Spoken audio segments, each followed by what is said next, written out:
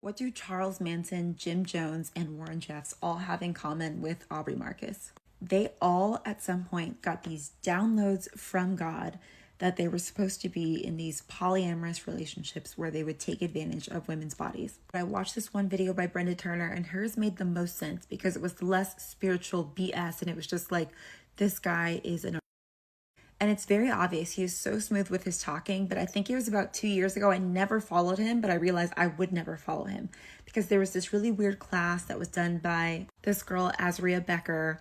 And then Vailana came on and they were talking about, I remember it was like how to live in abundance. And it was something about money. And I don't know what I thought that they're going to be talking about, like spirituality and money.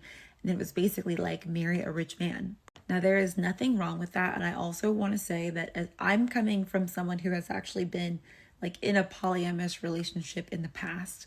And I realize that it is all ego and narcissism for these guys. You can't really love two people. So when you have someone outside of your relationship, it is purely physical. And then what these men do with this woman is basically discard them, just like Warren Jeffs of the FLDS or Jim Jones or any of those other cult leaders. For some reason, whenever these spiritual fake gurus start to get more power, it always turns to this.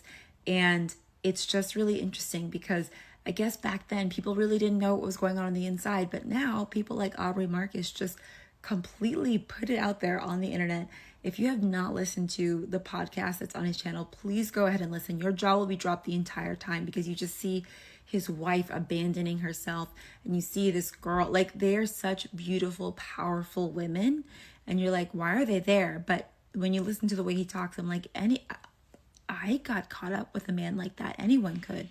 So it's just really interesting. But like I said, they all have that in common. And I find it odd. Is it odd or is it God? It's definitely not God.